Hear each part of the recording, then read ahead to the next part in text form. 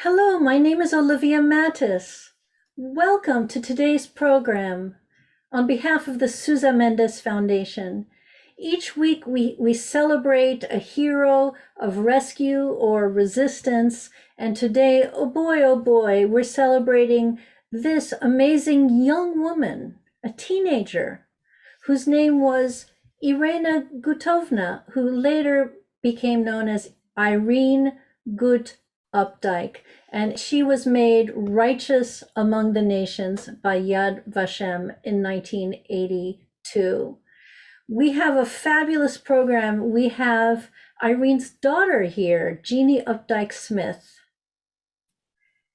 We have one of the people that Irene saved, and that is Mr. Roman Haller, joining us from Munich, Germany, where he represents the Claims Conference.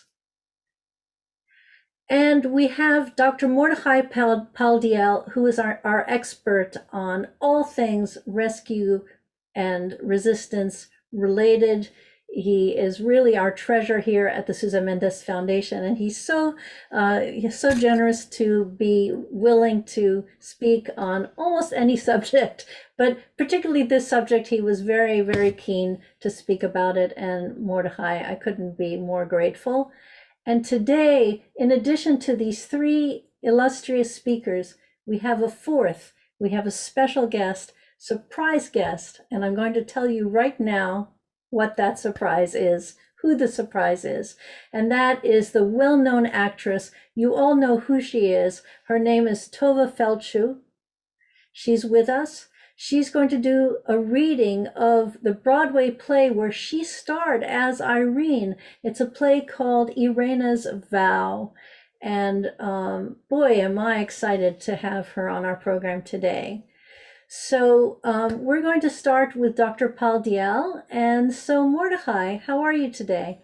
Thank you and welcome all. I was very privileged to meet Irene several times when she visited Yad Vashem. I was at Yad Vashem for 24 years. I was in charge of the Department of the Righteous among the Nations and was very much involved in the story of Irene Gut Opdyke. I will simply say Irene. We're talking about Irene Gut Opdyke. Well, in the 10 minutes that I have with me, I don't know what to say about Irene. It would take more than 10 minutes, of course, to describe her. I consider her, we all know the story of Superman, and the man that fought evil. He fought gangsters in that fictitious city of Metropolis under the name of Clark Kent. No, we're talking about a superwoman, actually a Wonder Woman, who did even more than Clark Kent did as Superman, because she was not in Metropolis. She was in Ternopil. And Ternopil was a much worse place than Metropolis. In Ternopil, the life of a Jew was worth less than a penny. And she happened to be there. And when she came there, she was 20 years old, young, beautiful, charming, and she was working for a German military major. And she was able to convince him to do things unimaginable, the saving of human life. But first of all, I want to explain a little bit about Ternopil. Here you have a map, and this is Poland divided in two. So why is it divided in two? Because when World War II broke out on September 1, 1939, it broke out on the basis of a secret treaty done by Russia, by the Soviet Union, and Nazi Germany, where they would divide Poland in two. And according to this map, what you see in red, that would be under Soviet control. And here you can see Ternopil. So Ternopil would be under Soviet control, and indeed, from September 39 until June 22, 1941, it was under Soviet control. It was part of the Soviet Union. It was part of the Ukrainian Republic in the Soviet Union. Now, Irene, who was born in and another city happened to be in the Soviet region. And she underwent something very terrible in that Soviet zone. And I'm sure that Jenny will later on talk about this. But getting back to Tarnople, there were 18,000 Jews in Tarnople. And here is the majestic synagogue, the main synagogue, wasn't the only one, that the Germans then destroyed when they entered Tarnople. They occupied Tarnople in July 41 when Germany went to war against the Soviet Union. So that is a picture of the synagogue that once stood there. Now, a little bit about the situation under the German occupation. The Jews consisted 44% of the total population, 18,000 Jews.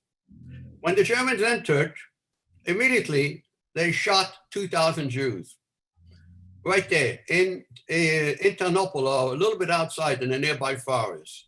And then they staged one program after the other. So here was another program orchestrated by the SS with the help of the Ukrainians. Some fled and the rest were herded into a ghetto. And then on August 31st, 1942, between 3,000 to 4,000 Jews were deported to Belzec, which was an extermination camp. And there they were put into the gas chambers. And this was followed with another dispatch of 2,500 Jews to Belzec. To cut it short, by June 1943, there were no more Jews in Tarnople. Tarnople was declared as Judenrein, clean of Jews. However, there were several hundred more Jews working in a special camp outside the ghetto. And this is where the story of Irene starts with that German major, although she was there already before then. But her major rescue story starts when there were no more Jews in Tarnople, except for the several hundred Jews in that special labor camp. And so this is a picture of the Garden of the White, Yad Vashem, which was created in 1953. Yad Vashem is charged with honoring non-Jews who risked their life and saved Jews, and they did it without conditioning anything beforehand. They didn't say, I will save you unless you do something, you turn over to me some property, or you give me a lot of money, or other things which are damaging to people. These persons are honored by Yad Vashem, it's righteous among the nations, and then they are invited to plant trees at Yad Vashem. So if you visit Yad Vashem, one of the first things you'll see is the Garden of the Righteous. The entrance to Yad Vashem via the Garden of the Righteous, where there are trees planted by those who saved Jews. And one of the trees there will be by Irena herself when she visited Yad Vashem. Next. And this is, I believe, in 1996 or 1997, when Irene suddenly dropped in for a visit. And I caught her there on the next to the stairways at the entrance of Yad Vashem. And that's me on the right. And on the left is the vice chair of Yad Vashem at that time, Yochanan Bain. And so that's it for my slides at this point. And I want to say something before I turn it over to Jeannie. It's an amazing story, and Jeannie's going to talk about this. One of the most amazing things about her is she made possible a life unborn, a child that was still developing in the body of a woman that Irene was sheltering. And the question was whether the woman should have an abortion, as was the case in other incidents where women became pregnant, Jewish women, I'm talking about Jewish women here, and the child represented a danger because the child would make noise and would disclose their whereabouts. And Irene said, no, I will not have Hitler have this unborn baby. And the child, she arranged for the child to be born in the forest outside where she was hiding this other group of dozen Jews. And that child is later on, you'll have the pleasure to meet him in person. His name is Roman Haller here on our program. But I have taken up my time now, and maybe later on I'll have some answers to some questions from the audience. And so right now, it is with great pleasure, I turn over the floor to the amazing daughter of Irene, who is a public speaker, a pleasant person, beautiful person.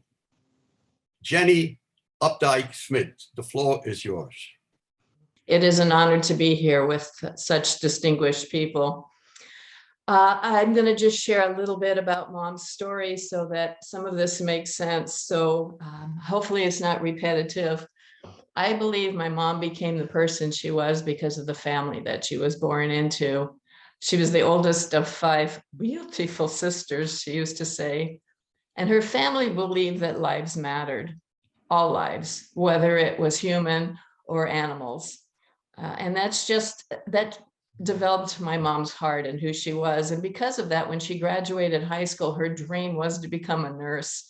And so her parents sent her off to nursing school. She'd never even been away from home before. So she was a little older than the age 15s. She was about 17 years old when she went to nursing school. She unfortunately had her schooling interrupted because Hitler invaded Poland September 1st, 1939. And instead, she ended up joining a group, a ragtag group of partisans who went out into the forest. Their conditions were unbelievable. They're starving and desperation and depression. But at one point, my mom joined a small group of people who were going to a nearby town. They were going to get some food and supplies. And when they got close to the town, they left my mom there along the street to mark the trail. Unfortunately, a group of Soviet soldiers drove by her and saw her. And even though she ran, they caught her. She was beaten and violently gang raped and left for dead.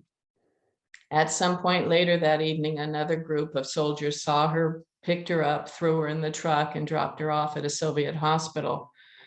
Eventually, she was able to leave, but it wasn't too long after that she was rounded up with a group of people leaving a church one Sunday morning. And she was taken away and forced to work in a labor camp, actually a munitions factory. The conditions were bad. She was anemic. She was not in good health. And one day, a high-ranking German officer came to tour the factory, and she ended up fainting right at his feet. When she woke up, she was with him in the office and so terrified that if he thought she couldn't keep up, he could send her further away or just kill her. And so she pleaded, "Please give me another chance." He was impressed that she was blonde and blue-eyed and very Aryan looking. And instead of giving her another chance there in the factory, he took her to the camp that he was in charge of and had her begin serving meals in the diner, breakfast, lunch, dinner. And she was given one other job, and that was to oversee the laundry room. And it was when she went in the laundry room that she was introduced to the 12 Jewish people who were forced to work there.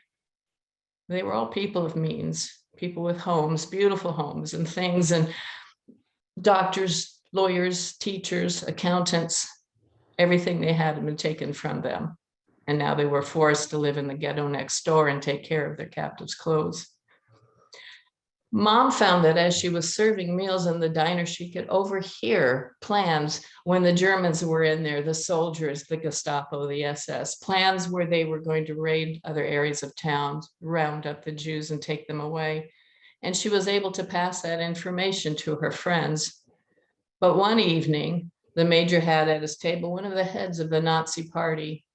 And she overheard him tell the major that within a week or two, every Jew around there would be rounded up and taken away.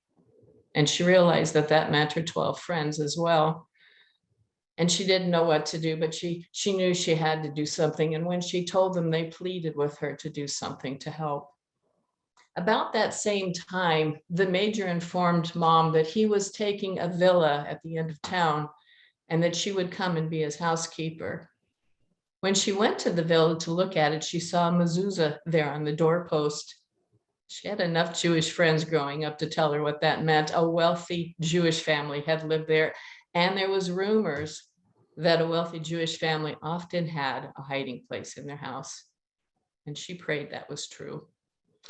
Over the next couple of days, she helped her friends escape out of the laundroom, out of the camp, down the streets of the town, to the villa, down into a coal chute and into the basement where she kept them.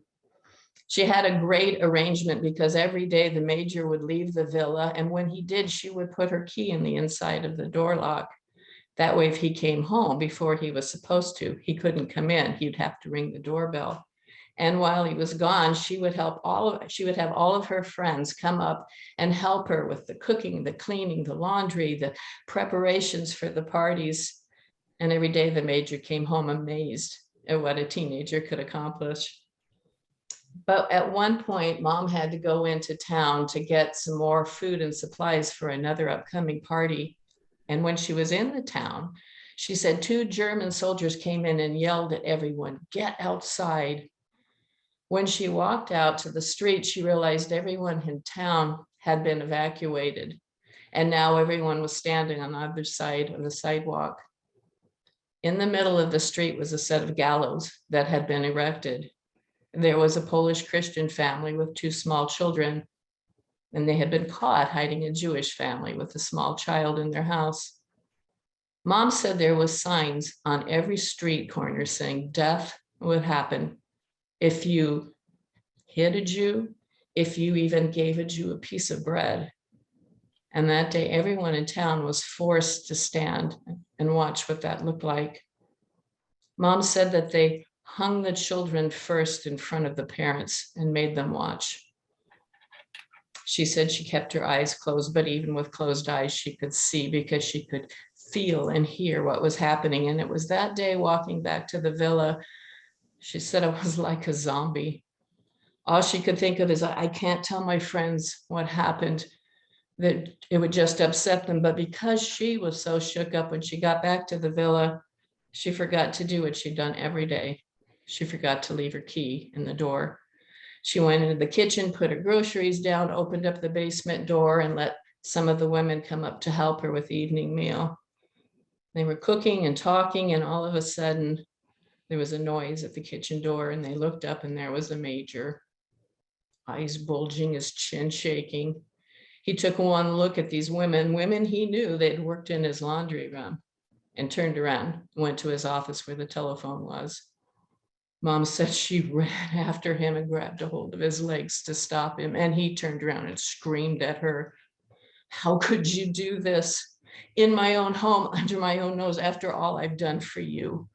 Why?" And she was crying and said, "They're my friends. No one has the right to kill because of race or religion. These people, they've done nothing wrong.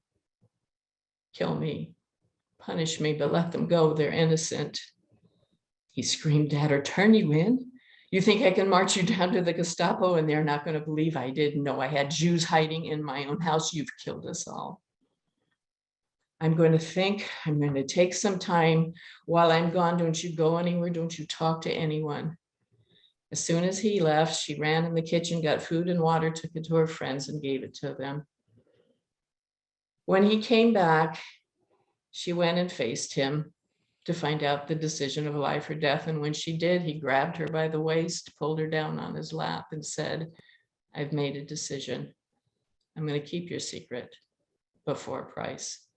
You have to be mine anytime I ask, and willingly." Mom said there was no decision to be made. There was too many lives at stake. 2 of the 12 in the basement, a married couple, Ida and Laser Holler, had just found out that they were expecting a baby they had desperately waited for. But because of their captivity and the fact that a baby would cry and give them all away, they had begged my mom to go and get supplies needed to terminate the pregnancy. But she pleaded with them and said, "I believe this baby's a sign that will be okay, that everything will work out." It took a lot of convincing, but finally they all agreed we'll either live together or we'll all die together. Well, eventually the Soviets pushed the Germans out of Poland, and Mom had the opportunity to take her friends 2 by 2 out to the forest. After they were all there, a little baby boy was born. And Mom said holding baby Roman was her payment in full for everything she'd gone through. This is my mother. This was at my son Robert's wedding. So the 2 young men are my sons, Robert and Ray. And that cute little baby that Ray is holding is my first and oldest granddaughter. We now have 3 more grandkids and 60 foster kids. So we do kids at our house, but Mom's the one who gave me the love for caring for people. There's my mother.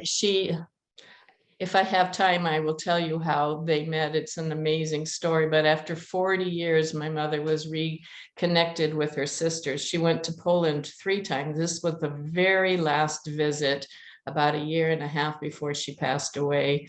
But oh, what a treat she had to be able to be reunited with them. And this again was the last visit. They had found her mother's gravesite, and so they're visiting with them. Yeah, Mom is in the middle there. Thanks. And Mom's passion, kids, school kids. I travel 300 times a year telling her story, and I never go anywhere where she hasn't already been. And she's been to every school. She loved them. She believed the children, rightly so, are our future generation. And she was like a magnet to them. They surrounded her. When my mom passed away, she didn't have much in material possessions, but I got boxes and boxes and boxes of letters, poems, drawings, from kids all over the United States, saying that meeting her changed their lives. And my mom's book in my hands, taught in classrooms all across the country, continues to be #1 bestseller, and hopefully a movie someday. And you see the playbill, talk about miracles. Her story got on Broadway, played by the most incredible woman I've ever met, Tova Felchu, who we are honored to have with us today. So I'm going to turn it over to Tova right now, and thank you very much, Tova, for being here. It is my pleasure. And Jeannie, thank you for elucidating for us all, reviewing for us all the incredible details of your mother's journey. And, you know, the Talmud says there's a phrase called tikkun olam, which means higher purpose, that each person is put on this planet for the purpose of healing the world. And it's not only that your mother was heroic, but what she was asked to do made her the person she is. So she had a very good base. From the time they saved a bird, if I remember properly, I went to visit Poland, and a bird had a broken wing, and normally these birds would die. And this family, headed by your mom, and of course Irena herself, nursed this bird back to life, and then let it fly. It reminds me, we're taught as parents, teach our children to walk so that they can then fly. In all events, I have the honor of reading you the first passage of Irena's vow. This actually is draft 4 of something I was working on with the wonderful Dan Gordon, the playwright, with the idea of doing Irena as a one-person show, which I then, because of other projects, could not pursue. But in having this opportunity from Olivia and Elena, I'm now considering maybe portraying your mother in a one-person format, which could then easily, you know, hop around the world. There was a bird flushed up from the wheat fields, disappearing in a blur of wings against the sun, and then a gunshot, and then it fell to earth. But it was not a bird. It was not a bird, and it was not in the wheat field.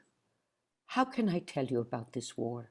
If I tell you all at once, first this happened, and then that happened, and these people died, and those people lived, and then it was over, you will not believe me. You will think I am crazy. Sometimes I wonder if these things could really have happened. Was it me? Was that girl me? Was it really me? Was I really there? Did I see this happening? In a war, everything was unnatural and unreal. We wore masks. We spoke lines that were not our own. This happened to me, and yet I still don't understand how it happened at all. So I must tell you, but I must tell you slowly, slowly, and with everything very clear. I will start at the beginning. When the war broke out, I was in Radom, in the east of Poland, studying to be a nurse, 200 miles from my family in Kozlogora. The Germans invaded from the west, the Russians from the east. My family was trapped in the west, inside Hitler's Reich. As the German divisions pressed toward us, the Polish army, outgunned, retreated. Without hesitation, I raised my hand to volunteer. I wanted to take part in driving these Germans out of my country. I was 17 years old, standing watch on a foraging mission when the Russians overran my position. If I can only run fast enough, I will rise up into the night sky. I will fly. I will soar like a hawk. Ahead of me, I see there is a dark forest. My breath burns in my throat. I feel the sting of snow. The Russian soldiers, they are behind me. They are yelling, they are laughing as they chase me. But I am a bird.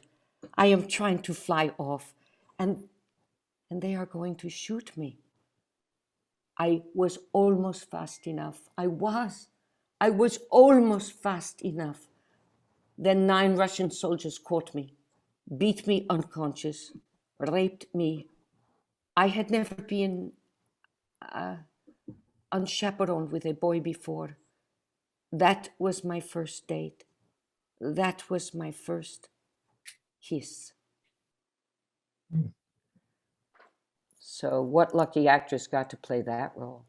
Can you imagine prose like that based on her own authentic experience? And that was my honor. And the play came about through the goodness of other people. I had a line tester for a play called Kilt, and his name was John Stanisi, and he was a man of the theater. At the time, he was assisting another director I was playing a Scottish role. In all events, that boy then got the rights with Tom Ryan from Dan Gordon to do Irena's Vow. And the play was written by Dan Gordon. And darn it, if we didn't open off Broadway, and Darryl Roth, God bless her, and a few other righteous souls took us to Broadway. And it was a fantastic experience. And I still have all the research in my beautiful visit to Poland. One area of Poland, I don't consider that I necessarily look ethnically Jewish or whatever, but I was researching Irena's journey, and we were chased by farmers. I hope it was maybe because we were trespassing, but they actually yelled, "Jews, you Jews, get out of here." It was wild. And this was a few years ago. The play debuted on Broadway in 2009, I believe. And now I can hand it over. Am I introducing the baby of babies? Am I introducing Roman Holler? Roman, dear, I hand this to you with love and excitement. First of all, we're all still alive. Let us not take a moment for granted that all of us are here having had or not had COVID. That's a big thing. The upside of this pandemic is the gratitude for life, and Irena had that in abundance, and I'm sure gave it to the people that she saved. Roman, it's all yours, sweetheart. Hi, Tova. Hi, Jeannie. So good to see you. Jeannie, thank you so much telling us the story about your mother. She really was an angel. And now I would like to tell you a little bit about that, what my parents told me about that difficult time. My parents lived before the World War II in Poland. After the occupation of the German troops, they were brought to the ghetto of Tarnowo. This was a very, very, very hard time, very difficult. very often selections, very often executions. People were brought from there to Belzec. Belzec was an extermination camp, and everybody had the fear he will be the next. In this ghetto, there were two people I want to tell you about. This was a major of the German army. He was the head of the Heereskraftfahrpark. That means he was responsible for military cars. And as we heard, thank God, Irene was there. Irene Gut. One day, there were rumors in the ghetto that the ghetto will be closed and the Jews will be killed. So 12 Jews were brought to the villa of the major, to the basement of his villa. It was very difficult time. I know my parents told me Irene brought food to them, and it was very difficult. It was very tight there, and they stayed there for several months. Then it was a problem that outside were people they heard because there were noises and it was loud, and it was too dangerous to stay there longer. So these people were brought to a forest. They were hidden in this forest, in a bunker of the forest. And there was a big problem. The problem was my mother was pregnant with me. And the problem was that outside were German soldiers, and a baby cries. And it would be a danger for all these 12 people, and also for Irene, and also for the major. So they spoke about to kill me when I will be born. And Irene and these 12 people all together decided not to kill me. All will be saved or all will be dead. Thank God for this decision. The day came nearer and nearer, and yes, my parents, they called for a forester. There was a Polish forester because they thought a forester knows how to help to give birth to animals. So maybe he will know how to help my mother. So he came, and thank God, I was born. A short time after that, the Russian came, and we were safe. My parents, they wanted to go to the United States of America after the war. And you know, Germany at that time was divided in 4 sections, in 4 zones, in British, American, French, and Russian. And to go to the United States, they had to go to the American zone, and this was Munich. So they came to a so-called DP camp for displaced persons. There they stayed, and my father made applications for a visa to go to the United States. But after a certain time, he didn't want to stay anymore at that place. And he took a little apartment, a little flat in Munich. He began to work a little bit, and he had this little flat.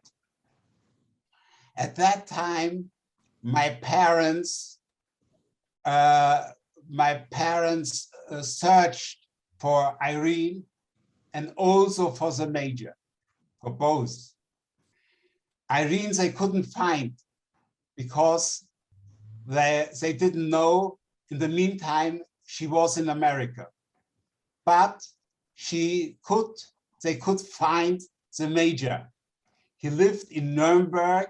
This is not too far from Munich. And my parents brought him to Munich, and he came always again. And I was very happy when he came because I could play with him. He was for me like a grandfather because I didn't know my grandparents. So he was for me my grandfather. And I called him also Seide.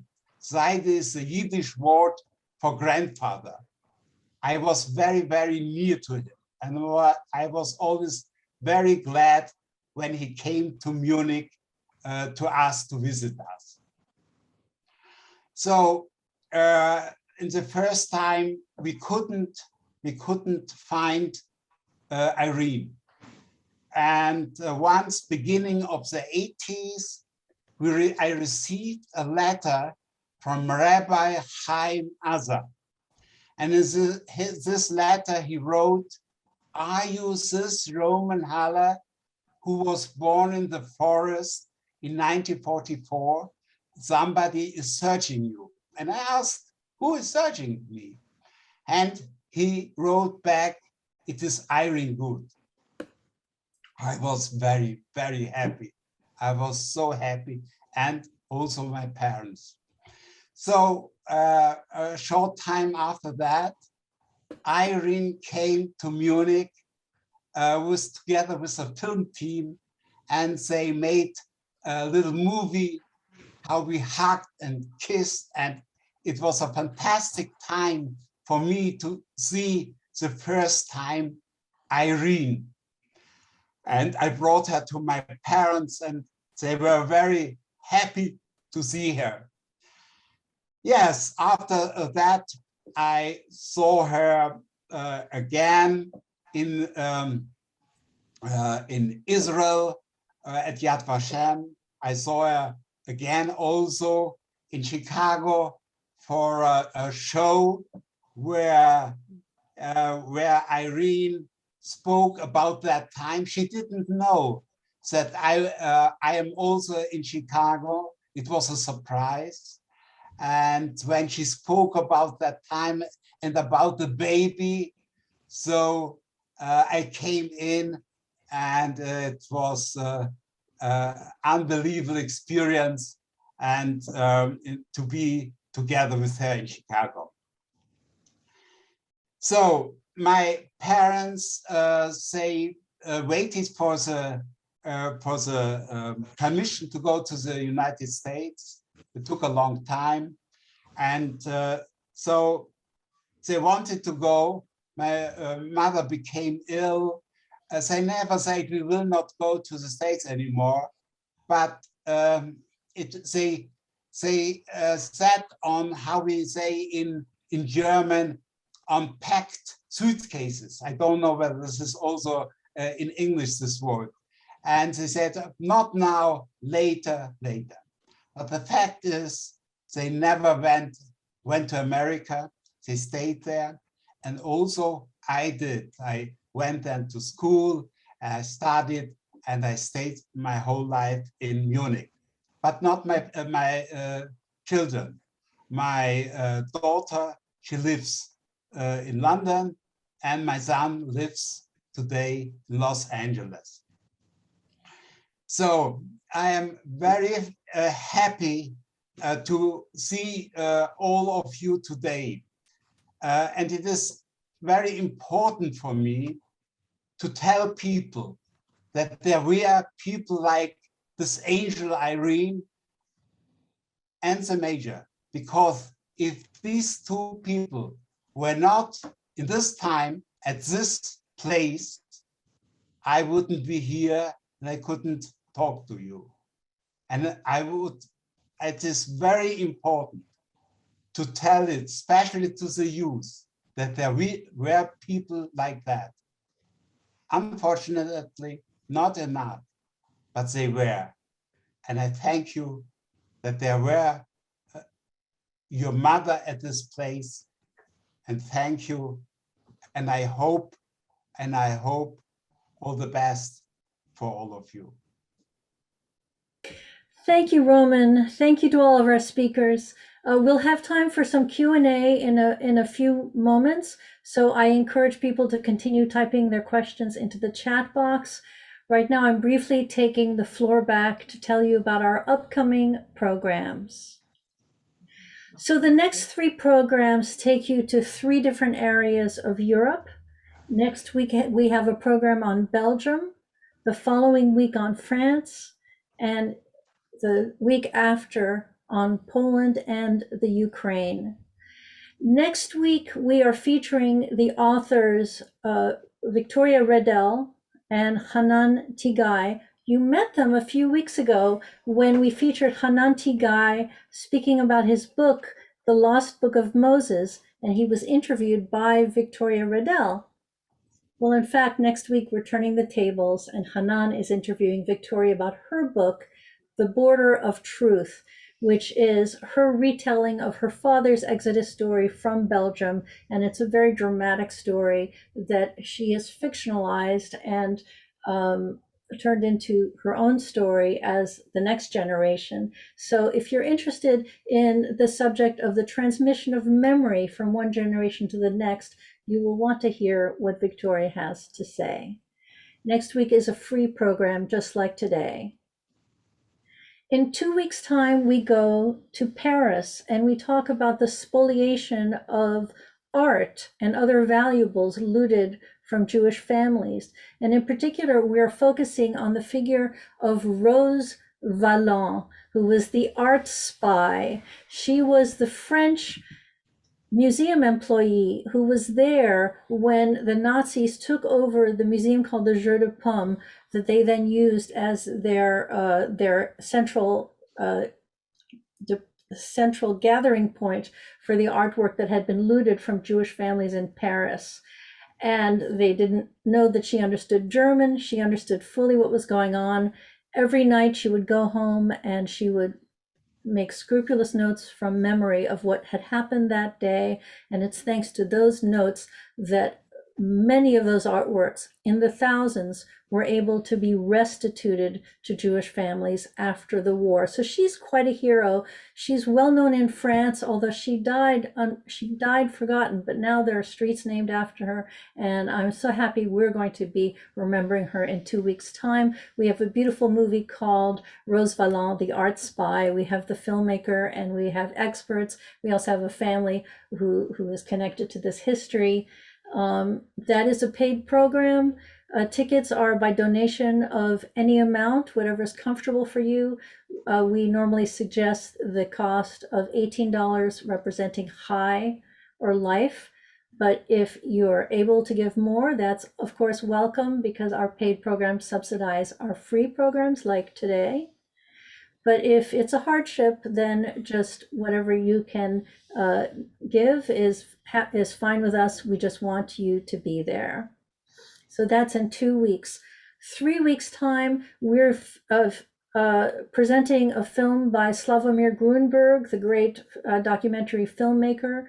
And it's a film called Shimon's Returns. It's the story of an Israeli history professor who was a hidden child in Poland and in the Ukraine. And he goes back to the different places where he was hidden to meet and thank his rescuers. And we have him on our panel, Mr. Shimon, Professor Shimon Redlich. He will be with us, as will the filmmaker Slavomir Grunberg. He'll be joining us from his home in Mexico. So as usual, we'll have lots of different time zones going on. And so that program is in 3 weeks' time. You will receive an email later today with information on all of these programs and how to sign up. So that's it for my announcements. And now we turn to your questions. And there are quite a few questions. So let's see. Roman, there's a question for you, which has to do with the circumstances of your birth. Now, I understand you don't know your birthday. Is that correct? Can you explain that to us? And if you might unmute yourself, please. Yes, I don't know my exact birthday because there was no calendar, and I just know it was between the 7th and the 10th of May, 1944. But the exact day, I don't know. In my passport is written the 10th of May, but I am not sure that it was the 10th. And there's another question I saw, whether Irene met the major after the war. No, because the major was passed away in the early 50s. He was much older than Irene. Irene was a young girl at that time, and he was older, much older. I don't know exactly how many years, but he was older. But what I wanted also to say, I didn't say, I forgot to say, it was important that Yad Vashem honored Irene as a righteous among the nations. And the major was first not because he passed away, he was dead. And one day I was together with my company, the Claims Conference, in a meeting in Yad Vashem. And there was a lady, she welcomed us, and she asked me, do you know that the major will be also honored in Yad Vashem? And I didn't know that. And 2 months later, I went to Nuremberg, because it was in Nuremberg where his son received this honoring for his father. And so also the major was very late, posthumous, because he passed away at that time, and was honored as a righteous among the nations. So. Now, I understand that there were moral complexities having to do with his honoring. And Mordecai, Dr. Paldiel, can you explain a little bit of that history? Because he was first honored and then dishonored and then re-honored. Can you explain that to the audience, please? Well, this is part of the story which we have differences of opinion here. Many people have. But in fact, what I want to point out, the extraordinary story of Irene. Here is a 21-year-old woman who decides she was going to save 12 Jews by hiding them nowhere else but in the home of a German military officer. Now, this is, I worked at Yad Vashem for 24 years. I never ran into a story like that. Yes, there were people who hid Jews, 1, 2, 10, 20, not in the home of a German military officer, but in the private home of a Polish farmer, a Ukrainian farmer. What kind of a chutzpah on the part of Irene that she felt that she could pull it through, which she did, in the home of an officer. Now, about the German officer, his name is Eduard Rügemer. From the evidence of the people that knew him, it turns out he was a very good man. The people that worked for him in the motor vehicle repair shop, the military motor vehicle repair shop, he treated them well. He provided them extra food. Some of these people who wanted to leave and go to a place of hiding, he even took them in his car, in his military car. He was very good to them. They praised and honored him. There's no question about it.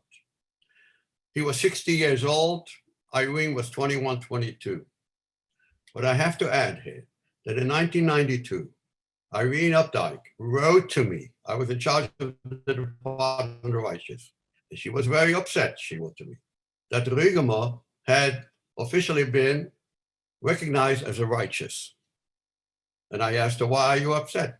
And then she went into the details of what happened. That indeed, he was a good man, Irene said. He was a good man. But when he discovered that there were 12 Jews in his home, he was very upset. And we can all understand him. This is in Tarnople, where Jews were being slaughtered left and right. And in charge of the slaughter was a man by the name of Richard Rokita, who was so known. He loved to kill. It is said of Rokita that before he had breakfast, he used to go out and shoot a few Jews, and then he had breakfast. In a place like that, he was upset to have 12 Jews in his home. Now, he was not opposed to the fact that Irene was helping Jews in many ways, illegally, but not in his home. And so, according to what Irene told me on the phone and in writing, is that when he said, these people can stay on one condition, that you have to be mine. And she agreed to that because she feared that the other option would be that these people would have to leave, go outside, be caught, and be shot. And so she said she sacrificed herself because she was determined to see these people through. And so, you know, I was in a very bad situation. I went to the committee. There's a committee that decides who is to be awarded the righteous title. And it went back and forth, differences of opinion. It started in 1993. And by 1997, the committee decided that they were going to take away the title from Righteous because, not because they believed her or they believed this, because basically the committee said, he has not been honored yet officially. Nobody knows where he lives. That's in 1997. It was simply an administrative decision. So let's just remove his name. And that was in 1997. I left Yad Vashem in 2007, 10 years later. And then I learned that in 2000, I believe in 2012, he was reinstated. I wrote to the person who succeeded me, Irene Steinfeld, and I asked what happened. And what she told me was that the commission re-examined the case, and they came to the conclusion that Irene may have had a private romantic affair with the major. But this has nothing to do with his decision to allow these people to be there. There's no connection whatsoever. And since he was good and he saved these people, and no question about it that he saved these people, then we will reinstate him. Now, I couldn't get in touch with Irene because she had died in 2003. So he was reinstated. But I have to say very clearly, Irene, to me personally, made it very clear that there was this condition, okay? Now we have a ruling at Yad Vashem that people who save Jews, but there is something, there is what they call compensation, either in money and other forms. A person like that would not be acknowledged. So I felt, hey, was very difficult compensation here. And so I leave it to your own judgment to decide upon this. But I want to finish and say that there was no question, based on the testimonies of the people, that they wrote in 1949, that he was basically a good man and he liked to help. There's no question about it. But then there is here a little stain on his record based on what Irene said. Now, I believed Irene. I talked to her many times.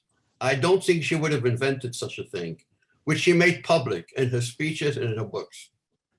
And so I leave it to you, dear gentlemen, to judge for yourself whether Edward Righteous, who is on the list of the righteous, is justifiably there or should not be there.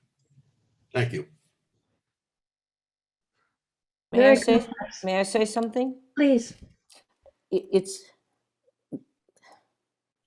I do not for a minute, I honor, respect, and take very seriously Irena's suffering with Rugomir, no question.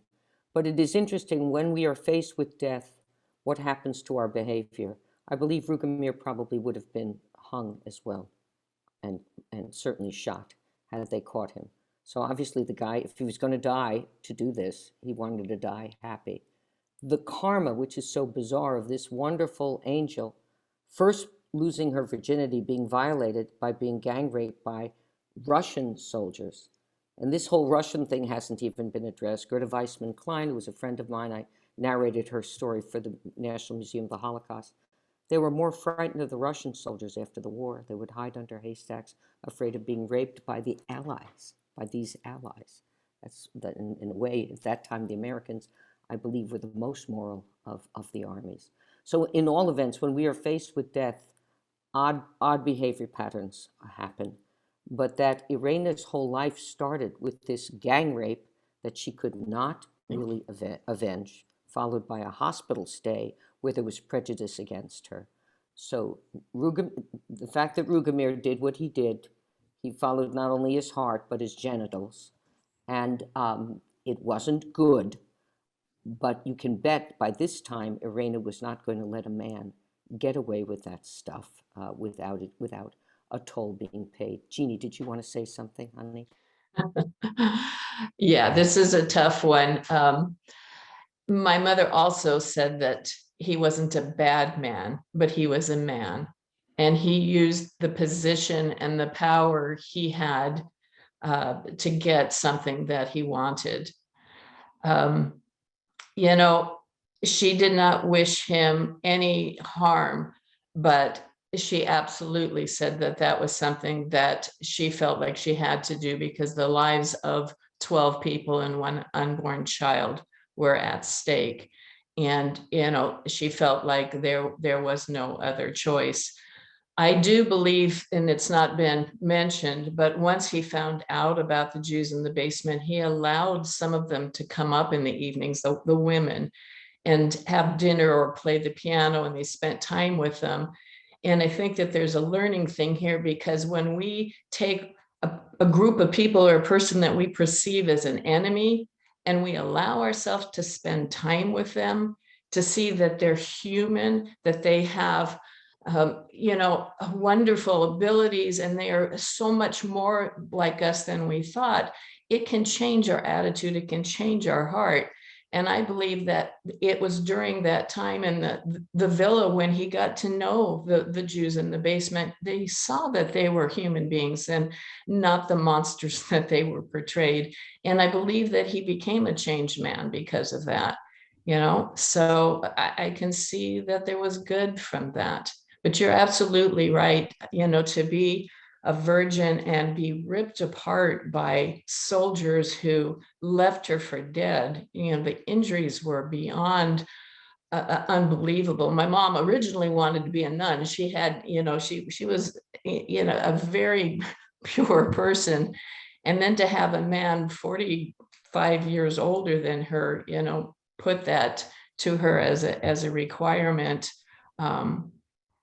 You know, no girl would jump for that unless it was, you know, a life-saving feat. You know, she would have never done that. So thank you for standing up for her, Tova. I knew you would. No, and I think she was definitely heroic. I mean, that scene in the show was pretty rough. I was on my knees, and I remember doing the Hail Mary, full of grace. I started to pray. Yeah. So it's rough, but can I say, under these circumstances, she went to the highest moral road, which was to save a human life, is to save a universe. So she saved many universes. Yeah. And she did not regret anything that was done. Absolutely. My mom had no ghosts, no regrets at all. My mom believed in love.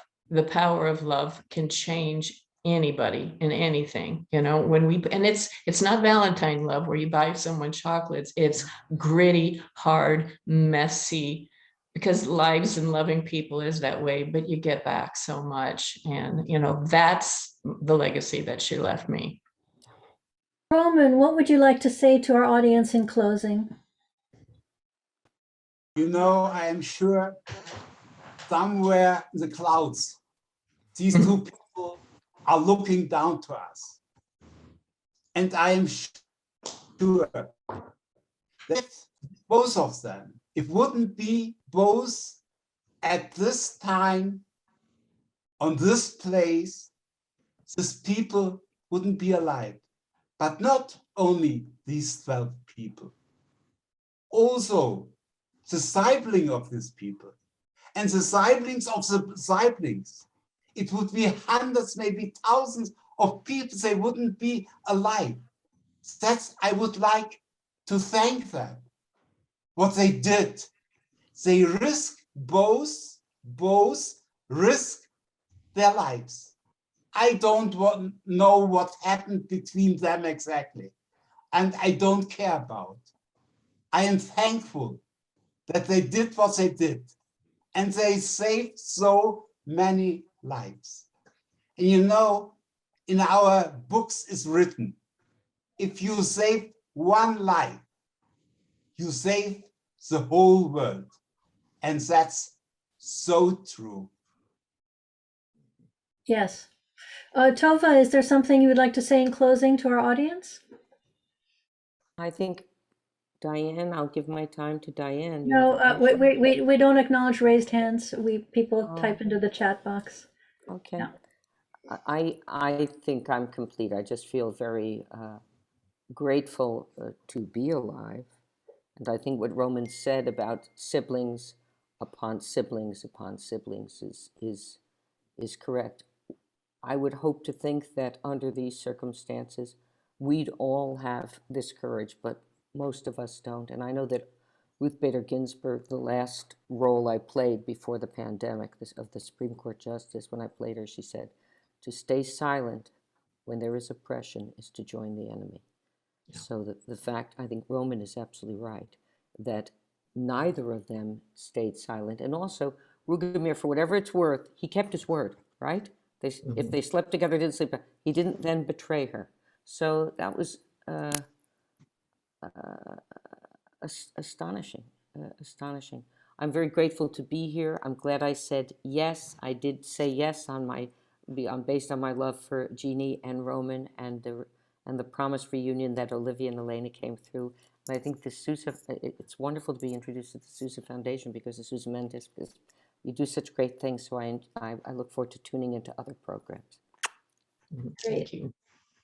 Jeannie, what would you like to say to our audience? One thing that I remember my mom telling school kids is this: if you think with your head and not with your heart, your head will tell you, don't do this, it's dangerous. So you have to involve your heart. We need to live a life where our heart leads and less with our head. That's what our world needs desperately. So that's what I leave you with. And Mordecai, what would you like to say? I would like to take up what Jeannie just said, to live with the heart and not only with the head. Irene, she was not a Mother Teresa. She was not a Francis of Assisi. She didn't have anyone next to her, no support except herself.